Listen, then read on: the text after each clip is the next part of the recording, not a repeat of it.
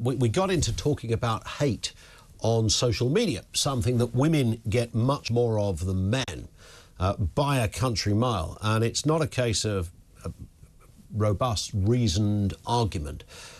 We're just talking about the worst kind of things. So that you really have to just do the daughter test on this, don't you? If it was your daughter, would you want somebody saying that about them or to them?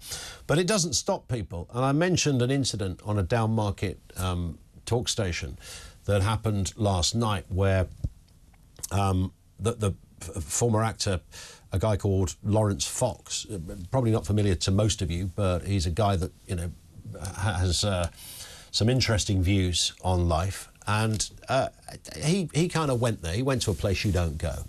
And it was horrible. And it was horrible. And the journalist that he was referring to was a woman called Ava, who I used to work with. She still does stuff here. In fact, she'll be on with me tonight on First Edition on the panel.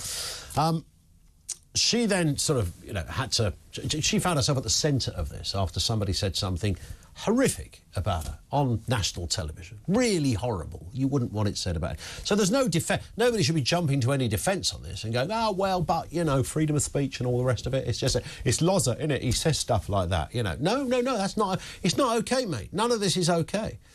And she's kind of facetiously responded on social media by throwing the kind of gag back, if it was meant to be a gag, at certain people. And now people are using that. Oh, it's all right for her to use that language. If you think there's an equivalent between her responding to this, an equivalence, and what was said by the Fox man last, if you think there's any equivalence in that, you frankly should not be on social media. You should not be allowed to take part in any rational adult debate. And if you can't see what she's doing by trying to throw that back at people, the idea that it's the same thing is just such heady, anti-intellectual garbage. I don't know where to start. Even I'm slightly embarrassed saying these words to some people. The idea that I have to somehow kind of explain why this was every single shade of wrong and there is no defence and it's not OK is curious to me and slightly disappointing. So, yeah, no equivalences, all right?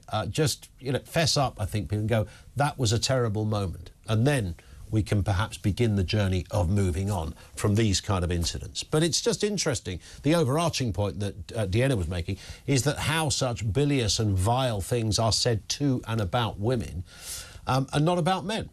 And, again, the daughter test. If it was your daughter, are you OK with that? That's it. Just ask that question.